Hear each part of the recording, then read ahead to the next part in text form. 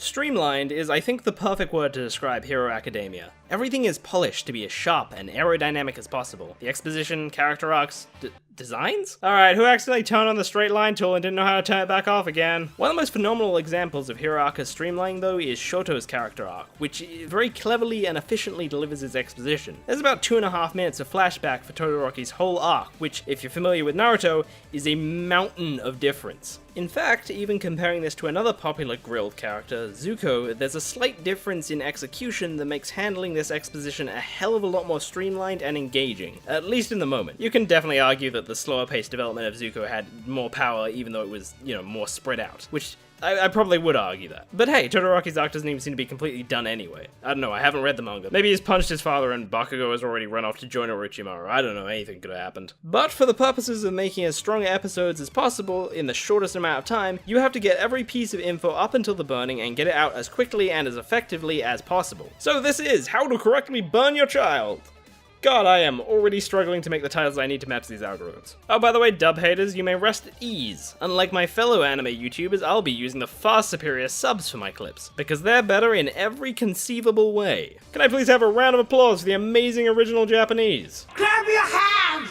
So, to fulfill the required exposition for Todoroki, there is a bunch of things we have to clear. We have to explain Endeavor's ambitions, what quirk marriages are, why engines are traits of evolution, that Endeavor married his wife through a quirk marriage, that said wife poured boiling water on their son, that Endeavor is abusive, and then finally that Todoroki had good moments with his mother and that, along with All Might, was the backbone of why he wants to be a hero. The first chunk of this is handled after the cavalry game, and this is mostly flat exposition, but what's clever about all of this and eases the entrance and execution of the exposition is Todoroki's declaration of war. The line of logic that Midoriya seems to be connected to Before and After Man, and therefore is a good hurdle to prove himself, is very clever. It simultaneously drives mystery for this upcoming exposition, but also situates Todoroki to exposit this stuff to him, rather than just flashing back. Because the problem with flashbacks is that they restrict you from using change as a core engagement. If it was just Endeavor marrying a girl and then popping out a selectively bred child, it's like, fuck it, whatever. And that problem isn't just restricted to flashbacks either. With Zuko, you get half the exposition with Iroh talking to some crew members, and technically because of this there's some relationship or opinion change, but these random minors don't have the investment that Izuku and Todoroki have.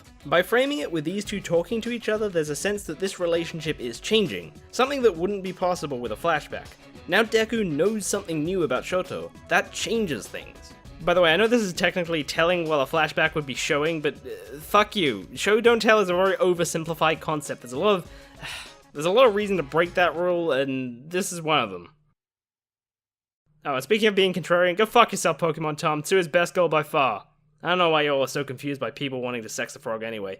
Shit's obvious, frogs come pre-lubed. That's it, Mina was going to be my first choice if it wasn't for the fact that that would be the equivalent of sticking my dick inside a car battery.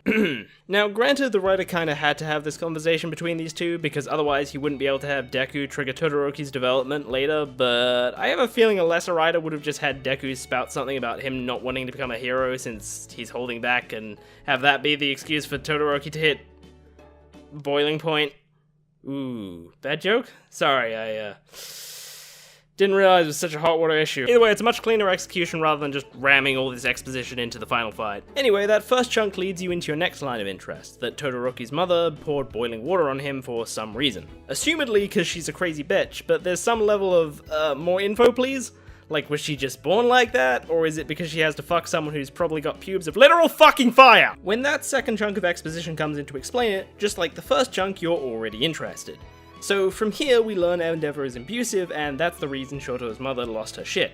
And because of that, when Shoto starts to remember a bunch of the good things about his mother, it's not confusing to us. With that potential problem corrected, the final piece of flashback and exposition begins, and there's two smart elements to this. Firstly, the previous line of dialogue leads Deku to saying, "Kimi no tsukara janai ka!" And the line of logic here is that triggers a memory that Shoto has long forgotten. This flashback isn't just a stupid fucking flashback, it's inherently the line of logic used to trigger this change of heart. Even smarter though, they use the quiet of the flashback to create a dramatic contrast of tone that builds and explodes at the moment of character development.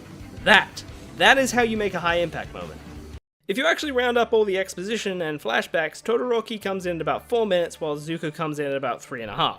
But that's just in the episode The Storm alone. Across the series you also have the Azula and Ursa flashbacks and the exposition on Agnikais and such. All things you could debatably count. So this is a great example of the refinement and pacing Hero Aca is known for. But hey, that's Hero Aca's thing. It takes a lot of inspiration from other places and gives a really tight, strong execution. Todoroki himself is probably inspired by Zuko. Hell, if you read the comics, you find out Zuko's mother was also in an arranged marriage, so yeah, that's probably a pretty strong definite. So yeah, good work, Hero Aca. You handled something better than Avatar did. Now, try making me bawl my eyes out.